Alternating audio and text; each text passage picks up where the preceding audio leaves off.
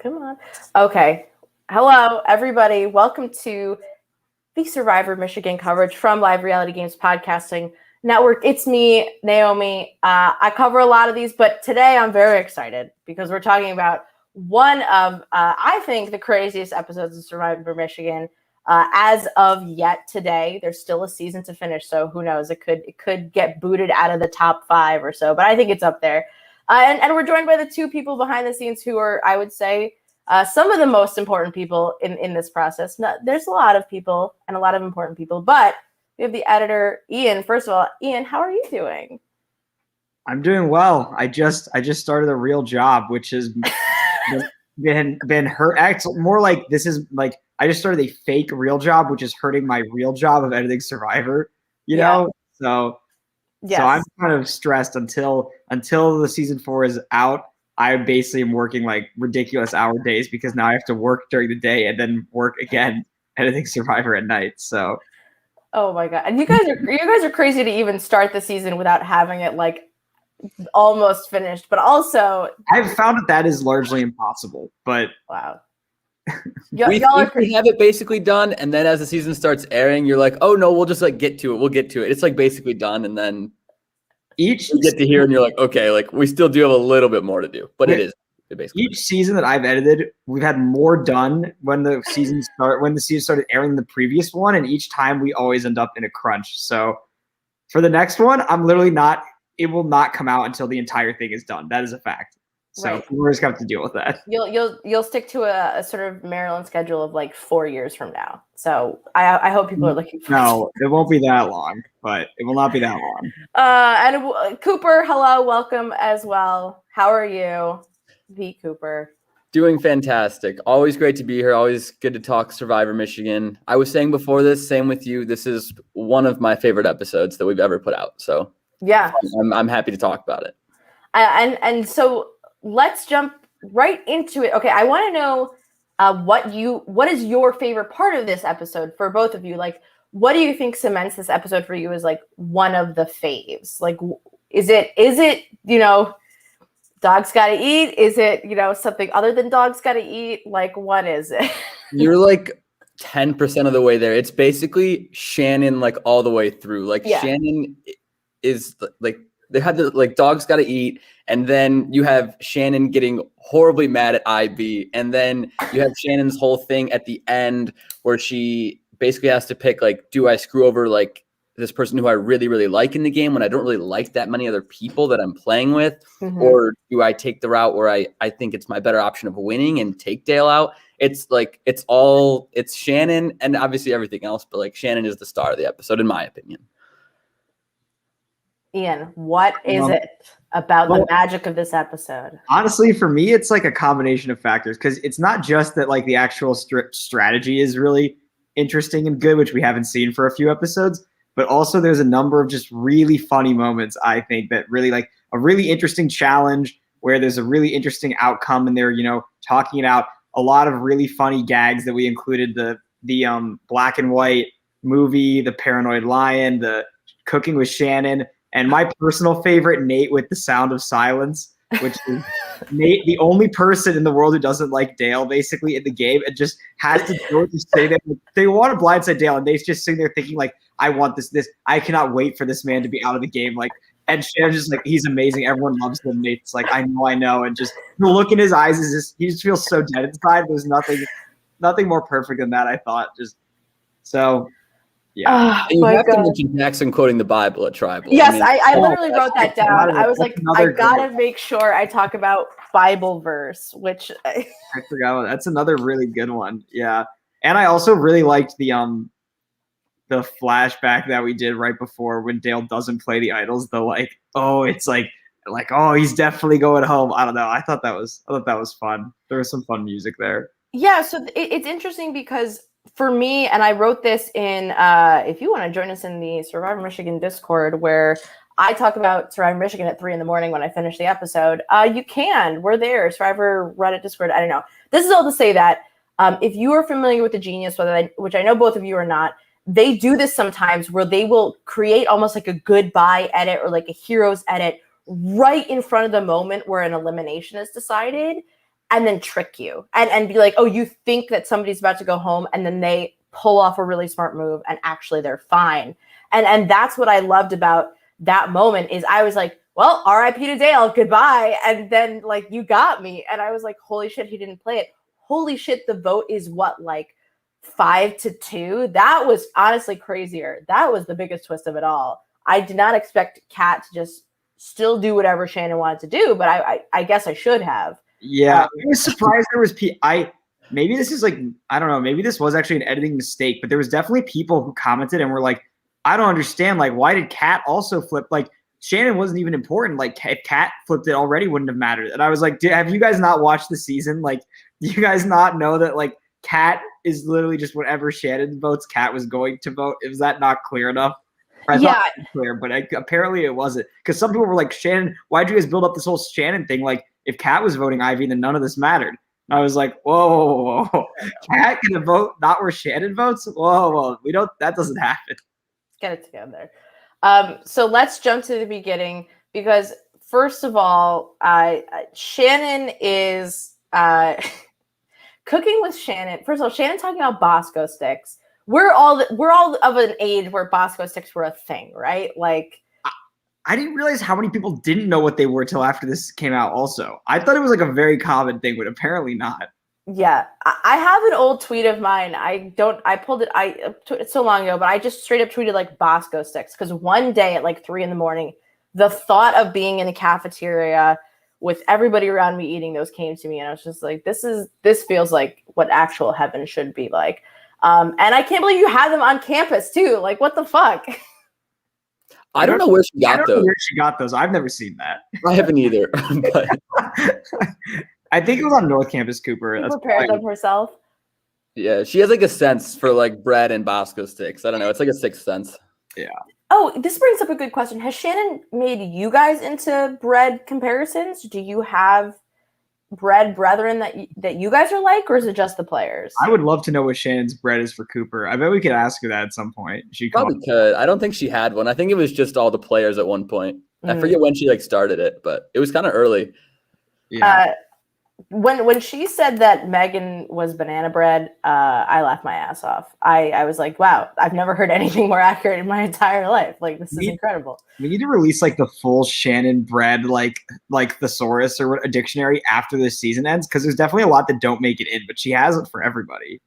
So. Oh man, I really want to see that. And so Shannon, cooking with Shannon, where did the phrase "dogs gotta eat" come from? Where is it? Dale? No, this is a hotly contested. Because when episode 4 came out and Dale said big dogs gotta eat, when he said it in that episode, everybody in the cast was like, what is that? No, this is Shannon invented that. What are you like? What is like Dale said it first? That's impossible. That can't be. So no one really knows for sure, but it's definitely closely identified with Shannon. Yeah, people give credit to Shannon, but watching back the footage, Dale technically says it first, but like it wasn't the full dogs. It was like big dogs gotta eat. Like it was close, but it wasn't the phrase. I think it was just literally out of nowhere. Like that's just a thing that Shannon liked to say. I have to tell you, I heard her say it once, and I was like, "Oh, okay." I didn't know if that was deserving of the episode title, but it's funny. And then she said it like that's more times. I'm like, "Okay, I get it. I get it why this is the episode title." We always knew there was going to be a sequence, probably of just Shannon saying "dogs got to eat" because she said it all the time. It hasn't been in the show up until this point, but like she said it all the time. Yeah, all the contestants like associated with Shannon for that reason. So. This is basically at the first half of this episode is like the funeral of Matthew Israel, where everybody is going to vote this man out. Yeah, goodbye. You are dead. You have no hope. You suck at the game. See you later. That's the vibe from everybody else. Cooper, were you as surprised? I think as I was shocked that Matt is in such a position of like lacking power this late in the game, considering that he is somebody who was voted out, I would say pretty early on in season 1 for being kind of a big threat. And clearly it's not something Matthew is aware of at this moment in time. Yeah, I want to say the difference was in season 1, he had like within that Maison group, he had a lot of different relationships with a lot of people. And especially the people that he then like swapped with and ends up getting voted out there. But in this season, he swaps with kind of Dale and Jackson, who he's already kind of the closest to within that like big Tokidoki group. So he really solidifies it with them. And I think they trust him.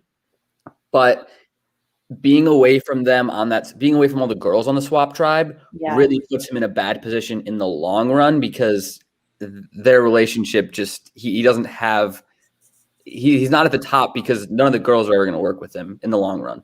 Yeah. Ian, what do you think about the downfall of Matthew in these moments? Because I'm curious, like, if I'm just kind of like, oh, all right, see ya. Like, I don't know. I mean, to be fair, again, at a certain point, this was his strategy. Like, he saw, oh, look what's happened to Ben. Look what's happened to Eliza. Look what's happened to Jack, you know? I need to make myself into the most, you know, the player everyone wants. He, like, wants to become a GOAT, basically. That's his strategy.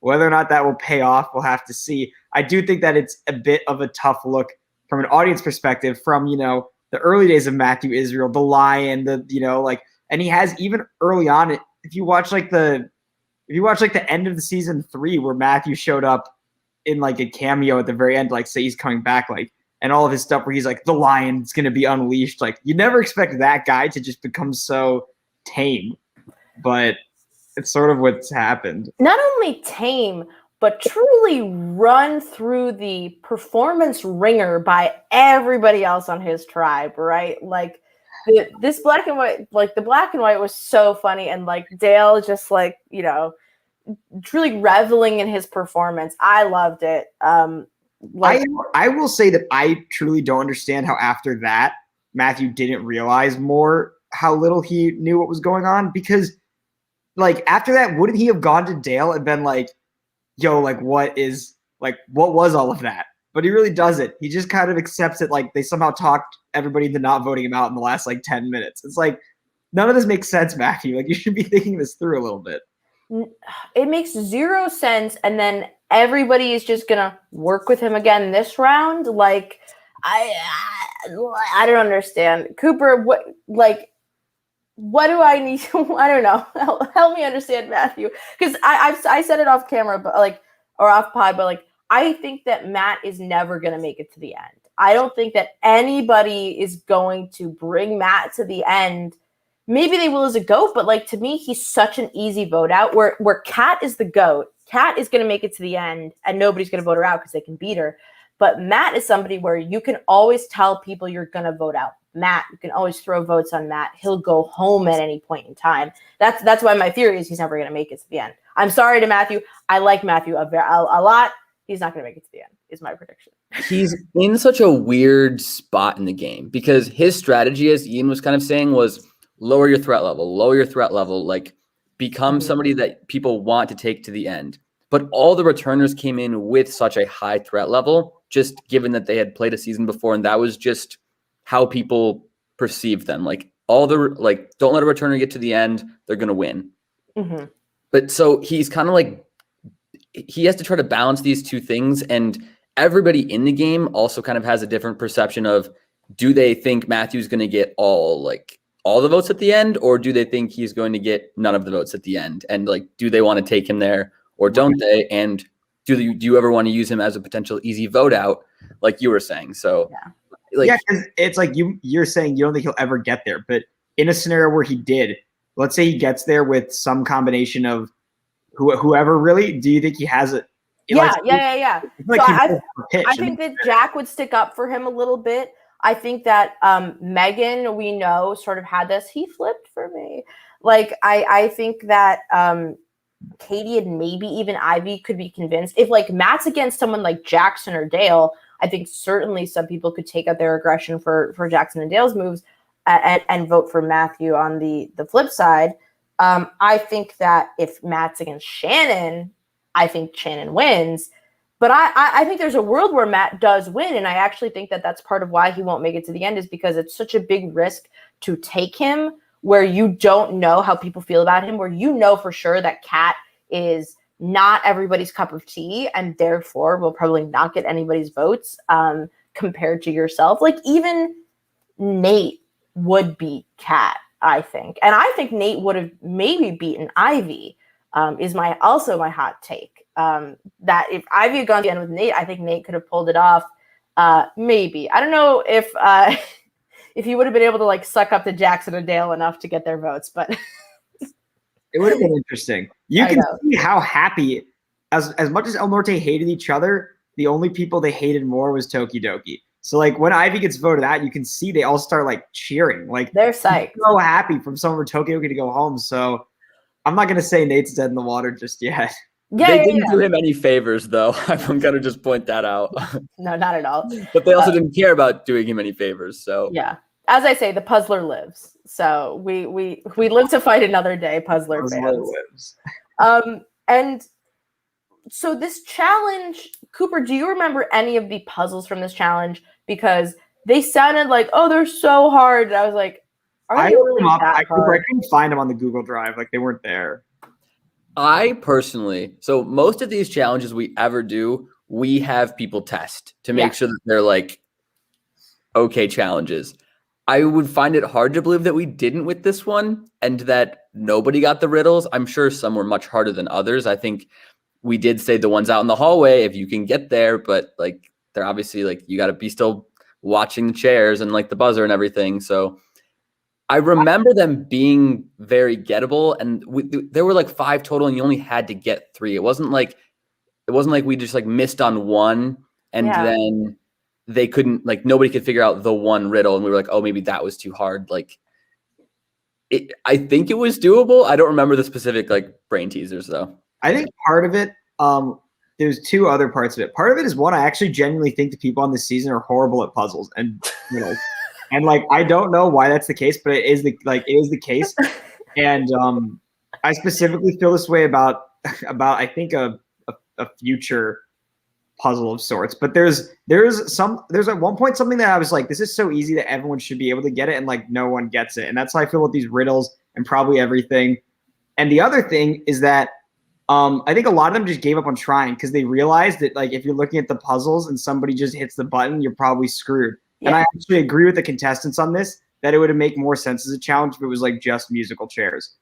Because ultimately, it's just going to end with 2 people standing there like this. You may as well cut to the chase and just do that anyways. Or at the least, it should be that if you hit the button and you get them right, you don't have to get back to the chairs. That would make more sense. Because the idea that you could hit the button, have all the puzzles correct, but you're the one who has to get back, like you're going to be the last one back to the chair in most scenarios if you hit the button. So the way out of that would be that you could win immunity if you now have the puzzles correct. It seems to me that's how it should have been decided. Yeah, Cooper, are you writing this down? Taking notes. Yeah, Cooper, for next time, change the channel. Yeah, Cooper, your next hosting gig? Sure. So I what I was fascinated by was what ends up happening, which is like this debate between Ivy and Jackson and Dale and Matthew of what are we gonna do as a 4? There's 4 of us. It's final 7. Let's vote for somebody. And I thought that Ivy actually did walk away with a decent plan, even though I know that maybe Kat was somebody she wanted to keep in. But voting out Kat, I think that she could still go to the end with like Nate and somebody else and keep Nate safe because Kat isn't loyal to Ivy. You can beat Kat, but Kat doesn't vote with you. She votes with Shannon. But then Ivy really showed her cards, and I thought Ivy was going to survive this episode as I was halfway through, and I was like, well, this works out. I guess we're going to have another segment of like, what is going on with Ivy? But now we know what is going on with Ivy, which is she plays herself out of the game. And it's a mess. And I can't believe this happened. And I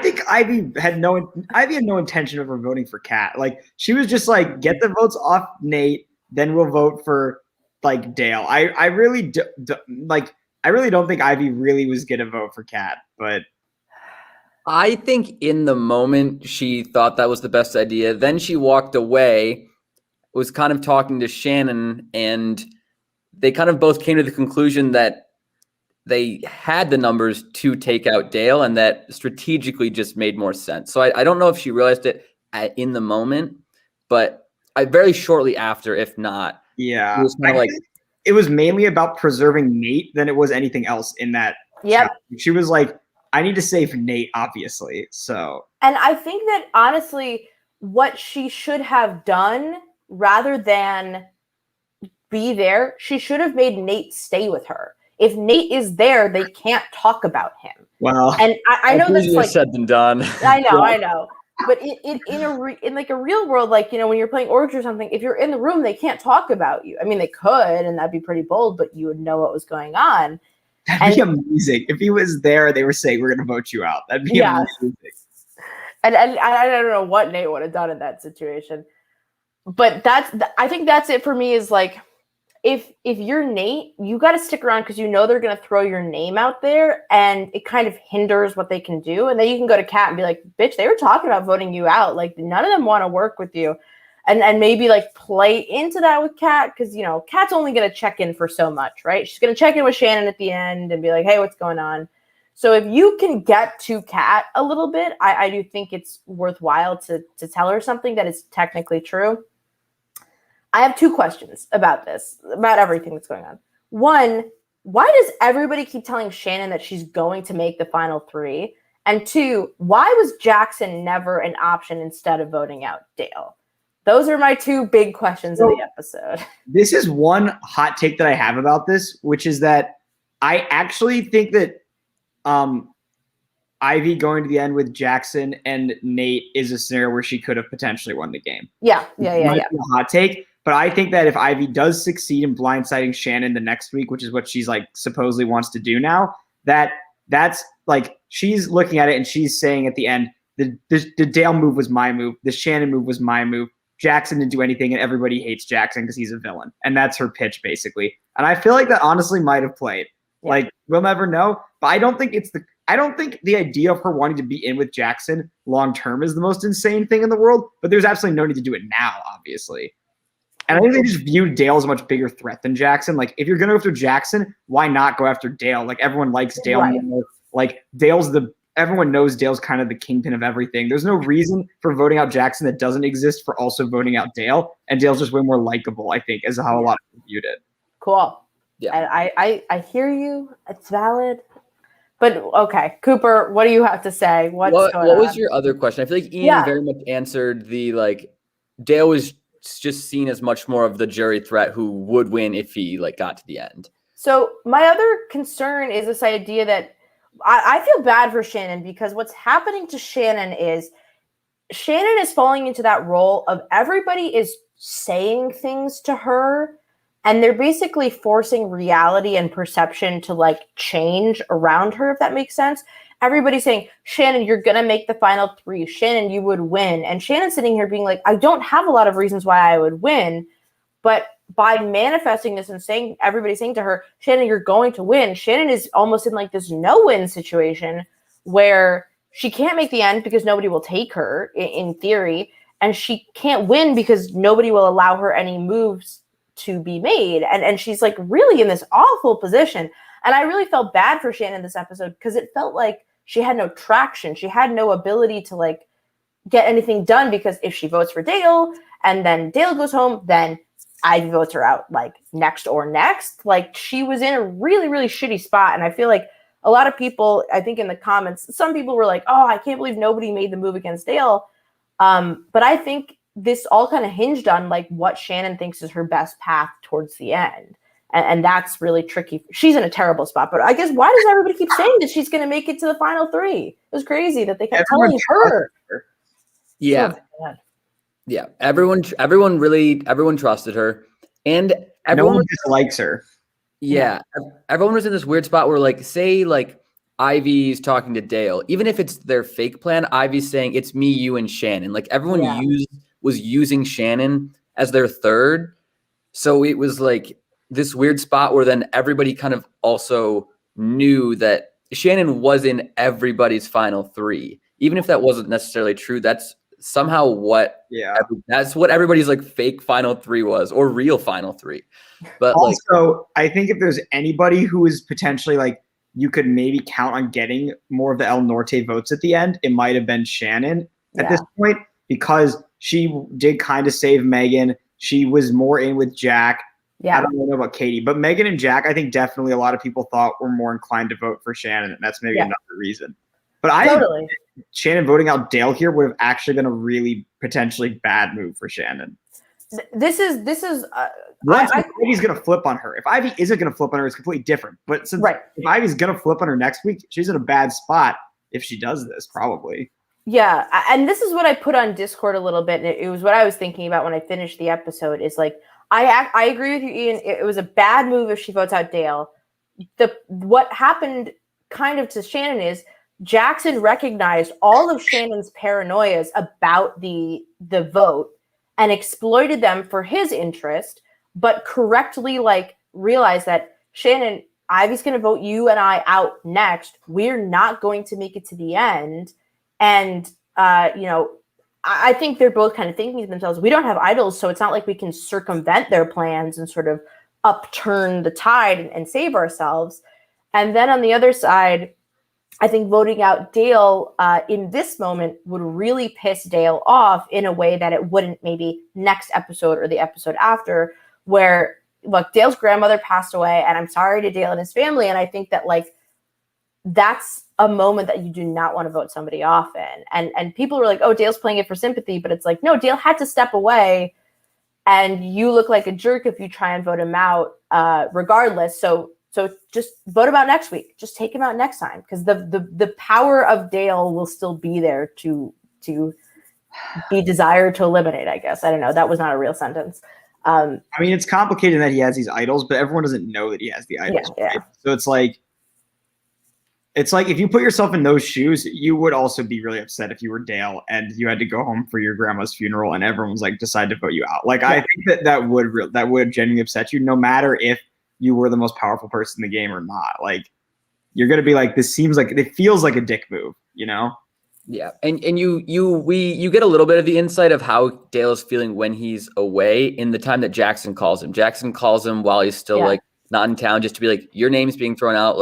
I don't know whether you want to deal with this now or later. And Dale is just so checked out of the game. Yeah. Very, so he then has to basically come back, and then then it's tribal, and he's got to throw all this shit together after he thought there was, I mean, I understand where he's coming.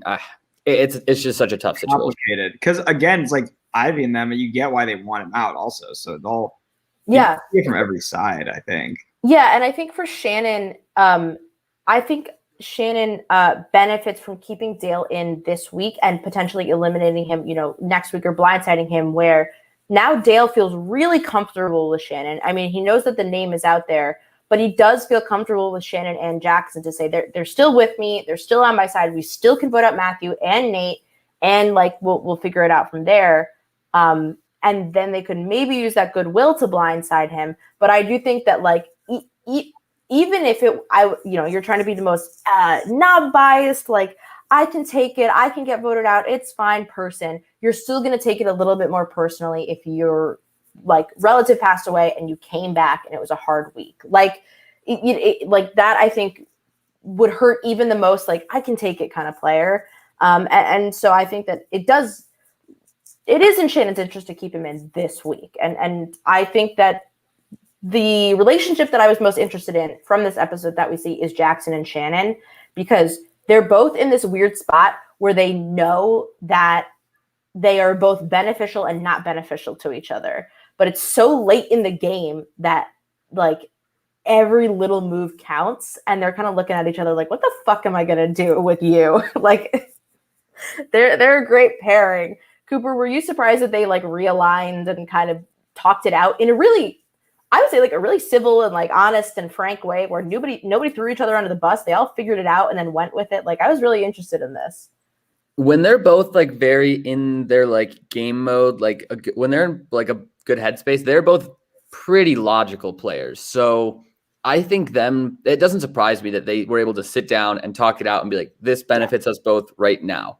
In that sense, they know how to play games well and win. So that didn't shock me. But yeah, that's not an easy thing to do when they haven't trusted each other for kind of a long time now. And there's kind of been that story of them, when's it going to happen? When are they going to come after each other? And they kind of both just are we both kind of trust Dale and need him for now. So like, we're just going to keep pushing whatever we have down the line, and then we'll deal with that later. Mm-hmm. Ian, what did you think of this like pairing? I mean, I think it's interesting. I think Jackson is a very interesting player in the sense that he like, besides Dale, he almost doesn't have any other like real allies in a certain sense, because it's like the other people he's been working with all don't really trust him. And the only person now, like, I think Jackson, to me, like, why him and Megan didn't really try and work together during like the early merge is a really strange thing to me, because it seems like Jackson could have really gotten Megan on his side at some point, you know? And he really shouldn't have let that kind of slip away from him. But now it's interesting that, you know, how Jackson says to Shannon, the only thing like Ivy wants to take Kat and Nate to the end, like whatever. Ivy, meanwhile, now thinks that she really wants to work with Jackson, and that does not become clear to Jackson. Yeah. You know? Like, I wonder if there's a scenario where if Jackson believes what Ivy is saying to him, does he make the move and just flip on Dale himself? I feel like if he knew for a fact Ivy was planning to take him to the end, he might have thought about all this very differently. But he's sitting there being like very logical and being like, that doesn't make any sense. Why would Ivy do that? Is there like a world where Jackson tells Matt about all this charade that Dale has done? That's the other thing. Why is everyone just, someone commented on YouTube and I actually completely agree with them. Why did everyone they're just letting Matt become like Dale's kind of like, no one else is like, why is everyone just content to have Dale be the only one informing Matthew of things all the time? That seemingly doesn't make sense. But like, I think it's because Shannon basically can't stand Matthew, and Jackson basically has just written Matthew off. He's just like written him off as like a logical player. So from both their point of view, they're just like, why bother? But like, did bother. I think that for me, I do think that there were a lot of like, there's a lot of, I don't want to say they're mistakes. I don't think they're mistakes, but there's a lot of moments where people are like not seizing an opportunity, like Jackson not taking more control over the relationship with Megan and then using that to his advantage. Because I actually think that could have been almost like a Devin and Dylan moment, right? Like, I mean, correct me if I'm wrong here, but like because Tokidoki's always going to try and take out El Norte. But if you keep Megan over Nate, then you weaken Ivy. And if you keep Nate and Megan in, you can take out someone like Matthew or Dale or even Shannon, someone who's well-liked on your side, and you can kind of work together. And I feel like Jackson missed this opportunity. Jackson could have gone to Matthew and tried to get him to flip on Dale, because the other part of this is, even if Jackson does trust Ivy, Kat will still vote with Shannon, and it will still be 4-3. And I guess he can use his advantage, but I don't think Jackson's going to use that advantage until he knows that it's going to benefit only him. Like, that's Jackson's biggest thing, right? Is he's so selfish in how he plays a lot of the time that he's not going to do anything that could maybe benefit him in the long term unless it's like final, 6? Is this the last time he can use it? Yes. Oh boy. Oh boy. Uh-oh. Here we go. What do you think's going to potentially happen with that? Is it a steal? Is it a steal or an extra? A steal a vote. And in the preview, we hear Jackson saying on the phone to someone, it's a steal a vote.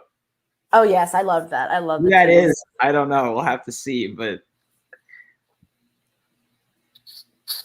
the last time he can play it will be the next episode. So. And Dale has his 2 idols as well. At 6, and neither of these people know about each other's. Neither of them know each other's things as well. So. I'm. It could be interesting. I mean, I'm kind of mind boggled here because, like, sure, the only people I think Jackson would tell this to are Matt, Dale, and Shannon, and I don't think it's a good idea to tell any of those people. Maybe he'd tell Kat. I was also going to say this. I wonder who's going to last the cool Mint Alliance, who's going to last the longest. If it's Kat or Jackson are competing right now. Which one of them is going to betray all of the rest, right? Because right now, if Jackson votes out Kat, he's betrayed all of them. But if Kat votes out Jackson, we'll see. This is interesting. Very interesting take from Jacob K. Let's start up here. I think Shannon beats everyone left in a jury vote at worst 4-3-0. I agree with this take. I don't know that Shannon will get there. She's on my list of people I don't think will actually make it to the end. But I do think this is correct, and that's why she won't make it to the end. Interesting. Very interesting.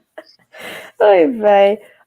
So let's talk for a second about Bible verse. And What? I want to talk about the Bible verse so badly, just its own segment. Bible verse. Because Cooper, I feel like Jackson is one of the funniest college survivor characters to me because he acts like he doesn't care, right? Oh, whatever. I'm doing so good at these challenges. It's natural to me, whatever. But he memorized a verse from the Bible to make a joke at tribal council. Here's something that did not make it into any of the episodes because there was simply not time for it. Jackson, not only did he spend hours and hours finding all the different clues to the advantage, after that, he made an entire string of fake advantage clues to lead to a fake advantage that at one point, I believe Dale and Shannon actually found a few of and started down the trail of trying to find this fake advantage, but like some animals or something had blown away the rest of the clues, so they never found it. But this is a real thing that happened. Jackson spent hours and hours scheming up this whole thing. He tried to make like fake producer like videos and stuff to try and like convince someone the advantage was real. Like it was he tried to come up with a fake producer, I believe, that would eventually give you the advantage so you would thus think it was real because they'd be a producer on the show. It was insane. And that didn't make it in because there wasn't time for it. But Cooper, how do you find such crazy people to play this game? I don't know. Like we somehow get just such amazing people to apply. Yeah. I like don't understand how. Like genuinely. Like the cast, all 4 seasons just have like Real Survivor should and could easily cast like every single person that we cast. Like it's not like we're just like finding these random people and it's like, oh, like half these people are kind of boring, like blah blah blah. Like basically every single person like brings it. And then out of those, there's like the top like 2, 3, 4, and Jackson's for sure in that, who are just like every single thing they say on like camera is gold. Yeah. It reminds me so much of Dr. Will, and I feel like people like hated Dr. Will for being a camera hog, and they kind of hate Jackson for the same reason.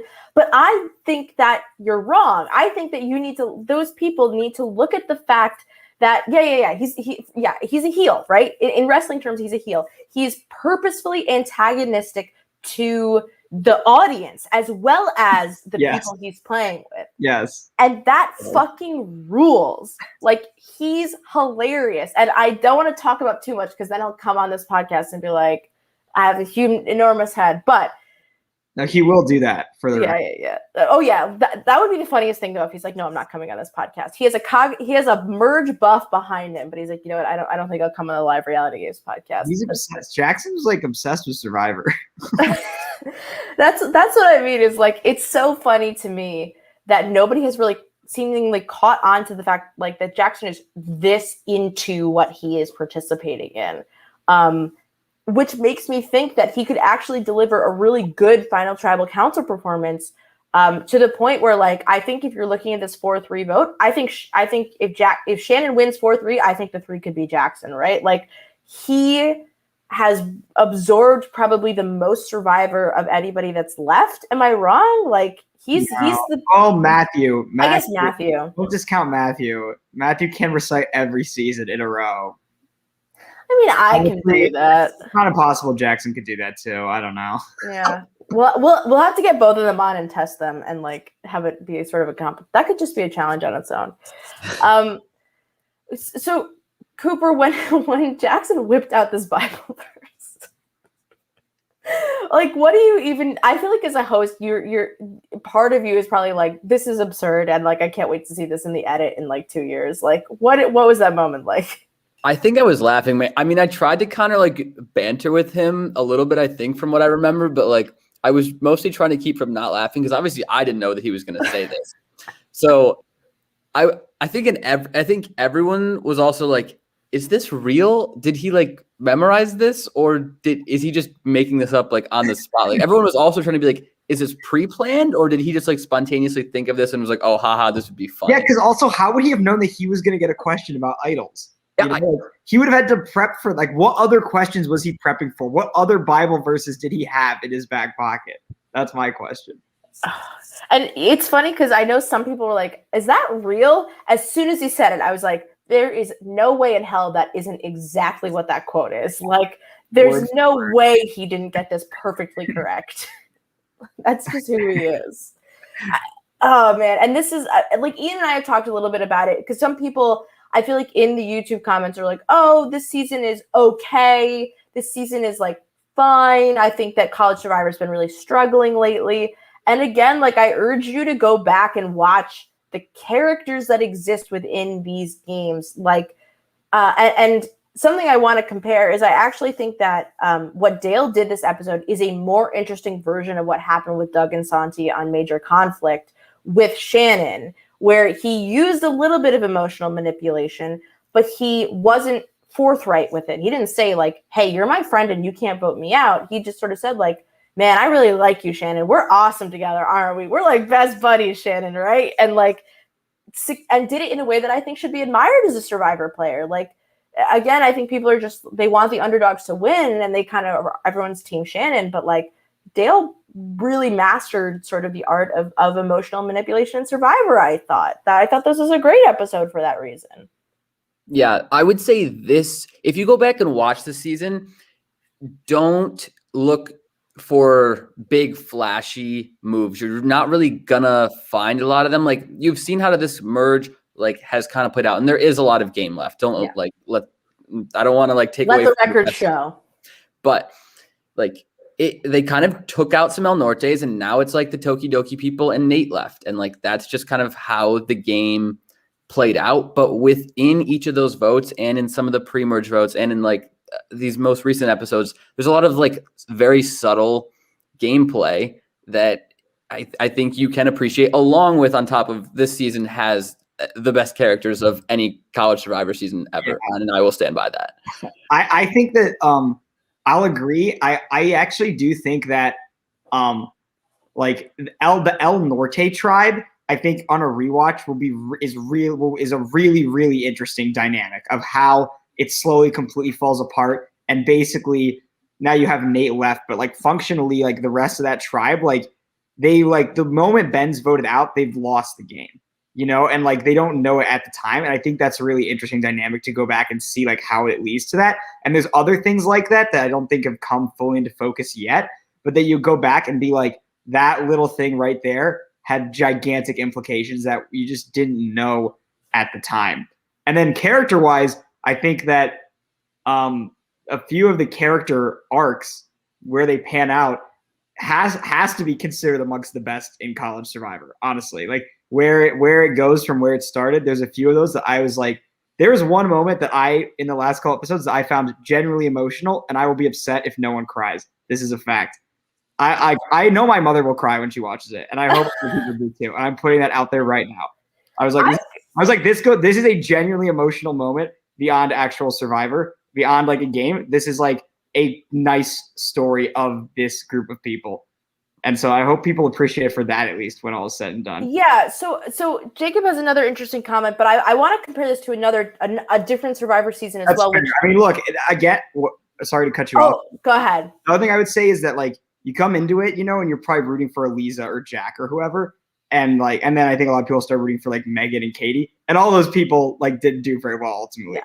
So I think that's another reason why, like on the rewatch, when you know that like Eliza or Jack isn't going to go to the end, it might be more palatable. But I definitely understand that feeling. Yeah, I think what this is reminding me of is Survivor Boston Palomides in a way where you have this group of really fun people who can't get their shit together, and they get kind of steamrolled by a really, really smart group.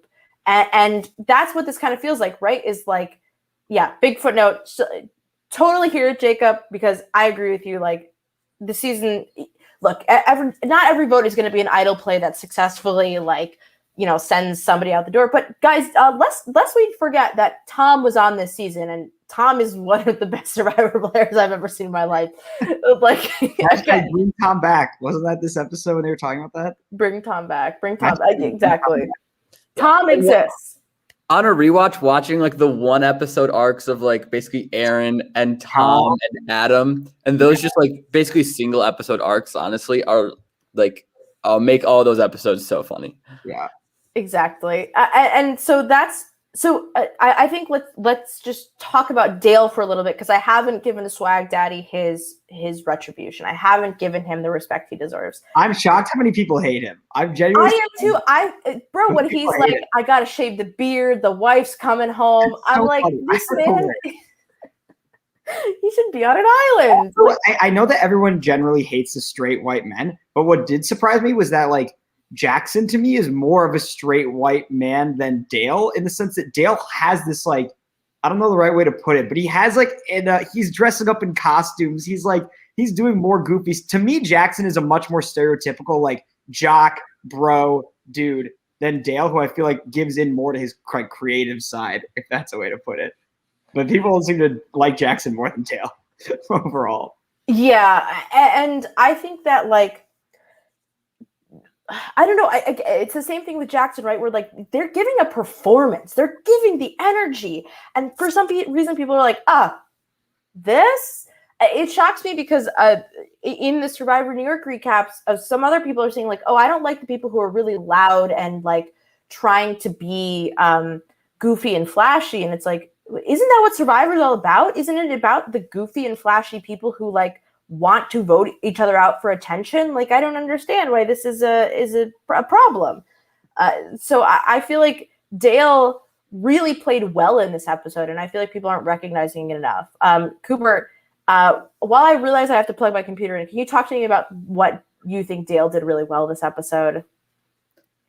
I mean, I think you touched on the main thing earlier, right? Yes. Where like he finds out he's in trouble from Jackson, and I mean, some are still gonna call it a dumb move of just like, you're like, he has 2 idols at 7, just play one. But like, if he like, this is his ticket to the final 4 if he wants to use an idol on himself at 6 and 5. So like, if he felt so confident that he had like gotten Shannon back on his side after Jackson came to him and was like, Shannon is part of this group that is voting you out. So he didn't have the numbers. He got the numbers back, and then was confident enough in himself that he now still at the final 6 has both of his idols. I would have not needed all game. I would have played it. I would have too. I think we both would have played it in that situation. Yeah. This is like what I mean is like, Dale is so ballsy. He did it. He pulled this shit off, and like, you guys edited it in this way where I was like, R.I.P. Dale, he's gonzo, it worked out. But he really managed to like have the confidence in himself. And I do think that's something that people don't recognize enough because it's not talked about, is like, you have to have the intelligence to know that your social game is so strong. Like, how many people go out the door believing that their group's not going to vote for them? And this is the reverse of that. He's so smart and he's so well adjusted within the group of people that he's playing with that he knows that they're not going to vote him out. And like, he takes the gamble. And like, I really admire that about Dale, is that he is so sort of perceptive of where he is in the game. And yeah, Jacob, I know what you mean. Like, sometimes people aren't working together in the way you want them to. Everyone's got their favorites and everyone has their least favorites. That's just part of watching one of these shows, you know? Yeah, it's funny. This is a season where a lot of favorites go in a probably the most brutal boot order in all of Survivor Michigan. That stretch from Ben to Megan, probably. Yeah, and so Cooper, were you like expecting Dale to play this idol at Tribal? Like, did you know that like this is something he might be considering playing? I knew he wasn't playing an idol. I think he had. You see confessionals of him being like, I'm holding on my 2 idols. Whatever happens, happens. I think we as like production had seen those before like Tribal was happening. So yeah. I knew what was happening, and I knew Shannon was voting with him, I knew he wasn't playing his idols, and I was like, this is kind of crazy how we ended up here, but it's where we ended up. So what do you guys think Ivy could have done better? My theory is that Ivy misread Shannon's paranoia and then included Jackson. Not misread, but like she didn't do. She had Shannon in her pocket, and then she included Jackson, and Jackson fucked it all up. That is 100% correct. If she had not talked to Jackson, this would have gone through. Exactly. And that's what I think Ivy's big mistake was. And you Shannon just screaming on the street into her phone, holding a cup of soda and like, you know, running down the block, screaming about like Jackson and Ivy was one of the funniest confessions. It felt so Dr. Will too, of like screaming at your phone. I know you just feel it. Like you feel the same way as Shannon does. You're like, what are you doing? And I think after that, Shannon's like, why would I want to work with someone who is this being this bonkers? And also if she thinks she's tied up with Jackson to be doing this, that does not vibe well for me. Like that does not vibe well for me at all. Yeah. Ivy's just very transparent, I think, is my issue. Like she's too transparent with her relationship with Nate and it would have worked, but it didn't. Yeah.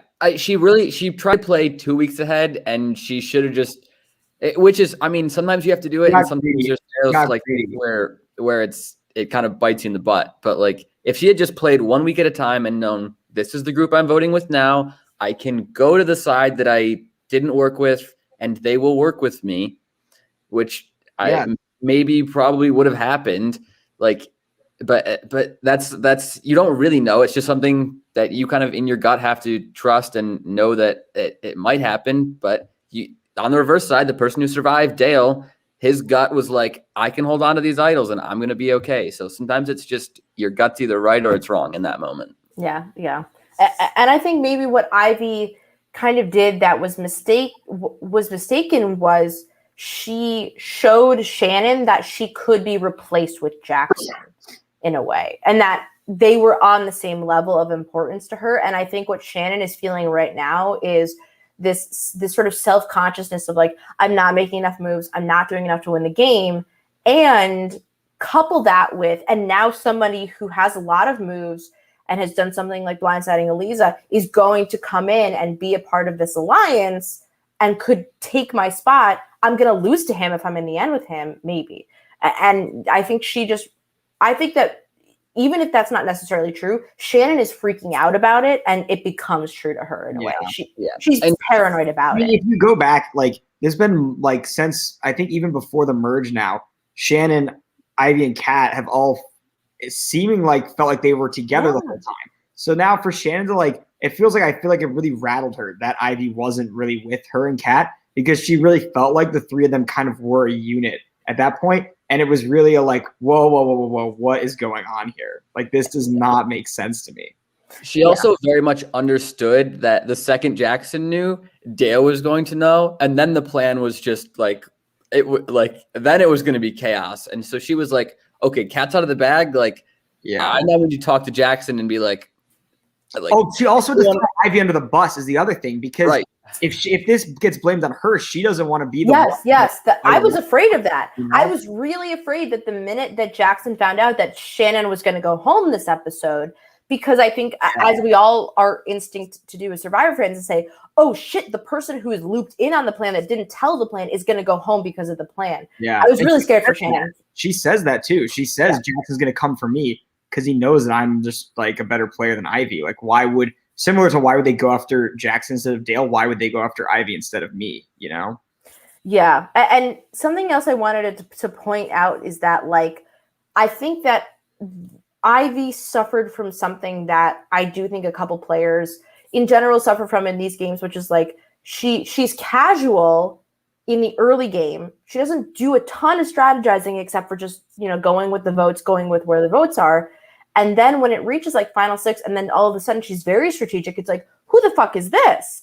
And then everybody's like, what is she plotting? I don't know, because she's always been a follower. And then when she tries to become a leader, it is kind of concerning to somebody like Shannon, where it's like, where is this coming from, Ivy? Like, you want to make a strategic move? Like, against me. I feel like that's a little bit of the paranoia that she feels is like, why is Ivy trying to make moves now?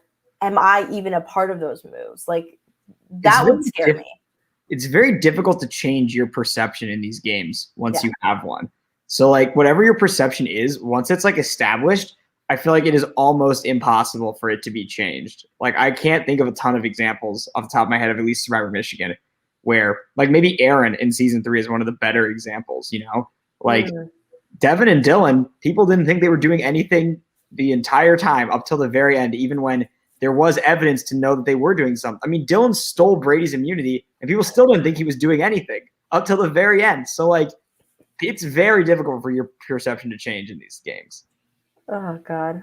I miss those 2 rapscallions. I love that alliance.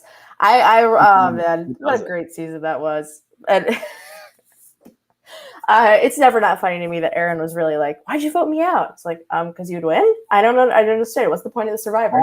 Take Cassie to Final 3 with you. What are you doing? I don't know what to tell you. I don't know what to tell you. So, in the end, all right, you guys want a little prediction. I'm looking at my list. Who's going to win? Who's getting voted out next? Who's Jackson going to use his steal a vote on? Like, I'm very curious. I think Jackson is going to steal Shannon's vote. I think Jackson's going to try and fuck Shannon over this episode. Okay. I think. Or is he going after Shannon? Is that what he's going to do? I don't know. He could probably go for Shannon or Nate. I think Matt might go home this episode. I think Dale's going to play an idol there, obviously. And then he has a second idol, right? Is he going to play it on somebody? Could he play it on Shannon? Who knows? Yeah, that's my bold prediction. Dale's going to play an idol for himself, and he's going to play an idol on Shannon. That's my bold prediction of the week that we will find out in literally. Dale's going to play 2 idols next week? Well, don't they expire at 6? Did you say? They're actually both good until 5. Oh, okay, never mind. No, that's not going to happen. Dale's just going to play an idol on himself.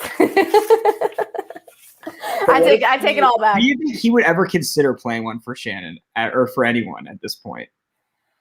I think he would consider playing one on Matt if he thought that he could beat Matt and that everybody else was going to vote Matt out. I don't think anybody else would get the idol from Dale. Not Shannon. She just saved him. Yeah, but I think the Swag Daddy knows that Shannon has to go if he wants to win the game. That's kind of how it's a dog eat dog world, and dogs gotta eat. Like, dogs gotta eat. So who is gonna win? Is it gonna be Swag Daddy? Is it gonna be Shannon? Is it gonna be controversial? I think Jackson's gonna win. That's my pick. Interesting.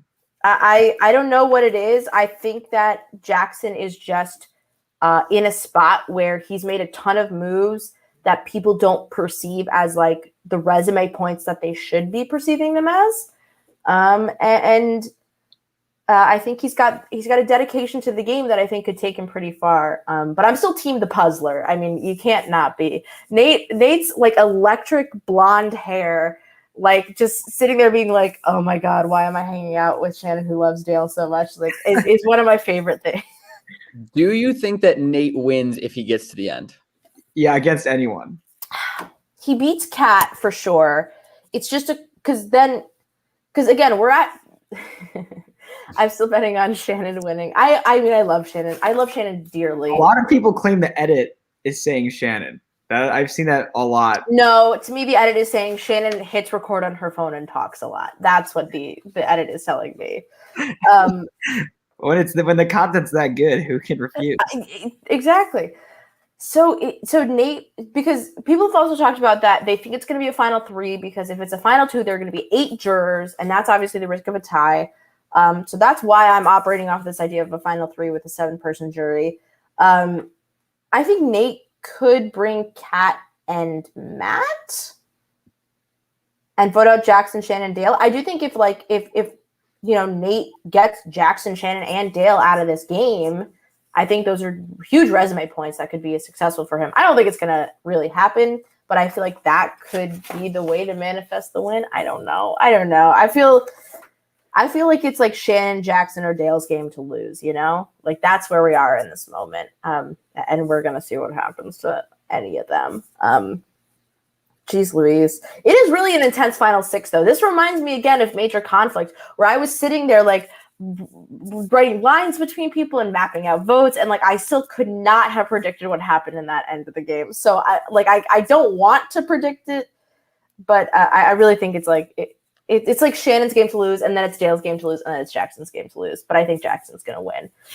What do you see as like the sides in the game right now, if there are any? This is fun because I'm gonna look like a total ass in like 2 weeks whenever the finale airs. I think it's a side of Matt and Dale, Kat and Shannon, and then Jackson is with Matt and Dale kind of, and then Nate is just off in Puzzle Land because I don't think Nate is a part of a side. I think he's just chilling. Even without Ivy, let's see how that goes. That's what I'm excited for. I do think that without Ivy, Nate actually will have a little bit more flexibility in how he's playing. That makes sense. And I'm excited to see that because I think that Nate does have some good ideas. Like Nate does like Survivor. Am I wrong? Am I crazy? Does he? It's hard to say. He likes winning. He likes reality TV. I don't think Nate knew a lot about Survivor at the beginning of the season, but I know did a bunch of he would read Wikipedia articles and stuff like that to he would watch YouTube videos on Survivor strategy, and that's the kind of stuff he would do. So he would I know that at one point he just watched a crap ton of Survivor challenges on YouTube and stuff like that to try and get a sense of what it. So I don't think he was a fan of the show, but he is a fan of winning, and so he will do what he thinks it takes to win. Yeah. That exactly. Cooper and Ian, what come Wednesday, what am I going to be talking? What is going to happen to me, and what am I going to be thinking about at 3 a.m.? What are the teasers for what's coming up? I know the exact conversation that you'll be thinking about at 3 a.m. and obviously I can't spoil that, and Ian knows exactly what I'm talking about. Yeah, but I can't spoil it, but I know the exact conversation you'll probably be thinking about, but there's no good way to say it. Yeah, there's really no way to say it, but oh man, I've been waiting for this one for a long time, so I'll be watching that live chat to see what people think of this because you guys have not seen I will go out as far. This might be a bold claim, actually. I don't think you've ever seen a Survivor episode that with a storyline quite like this. In the way it's done. Maybe that's a bold claim, Cooper. Do you think it's a bold claim? I haven't seen enough of CBS Survivor, I guess. I haven't seen every season. I don't know what all exists. But I've watched most college Survivors, and I haven't seen something that goes down exactly like this. This is just a few different storylines kind of starting, finishing, in the middle. I don't know what the best way to describe it, but it's a very good episode. Okay. You're telling me this is better than the time that everybody got drunk before a tribal council and then the vote flipped because of how drunk one person got at the tribal council? Okay, we'll see. Interesting you should bring up drinking. Oh no. Very interesting. Not another Cooper party. Hang on. Very interesting you should bring up drinking before this episode. Okay. All right. I feel like that's a teaser in and of itself. Everybody who's listening knows exactly what to do, which is keep watching Survivor Michigan. You guys are almost at 2,000 subscribers, which is amazing. And so you should go subscribe to them on YouTube to make sure that they hit that number before the season is up. And you only have 2 more episodes, right? Am I crazy? That's correct. Are they airing subsequently, or is it episode break and then another episode? It's going to be a 2-week break. Between 2 week. Well, no, a 1 week, an extra week. You know what I mean? It will be Wednesday, episode 11, and the finale will air 2 weeks from Wednesday. You just scared the absolute shit out of me, Ian. I was like, I have to wait 2 fucking weeks for the finale. You do. There's only one Wednesday off. There's one Wednesday off. Yes, that's what I meant at the very least. But I thought you meant Wednesday off, and then the finale. And I was like, I have other things to think about in my life, and they will not happen unless the season is over. I'm a working man now. You got to give me time to make sure it's perfect. It's a perfect. Okay. If you I'm always an eyes for QC. So if you want to send it to me, let me know. Thank you for watching. Thank you for talking, and talk to us in the Discord. We're all there. Cooper, are you there? Yeah. Okay. I just kind of lurk. You just lurk. You don't say anything at all. We're there to talk about the episode. Survivor Michigan is on social media. you know where it is. Go find it. Thank you both for joining me. I really appreciate it. Thank you to everybody. All the players have been awesome, and they seem really nice. And hopefully, we get to chat with more of them as time goes on. Ivy, Jack, Megan. Some of the final 6 will happily come on. That I'm certain of when their time comes. I can't wait for Jackson and I to just quote Bible verses at each other. Awesome. Thank you guys so much for being here. I really appreciate it as always. And join us next week, hopefully Monday at 8.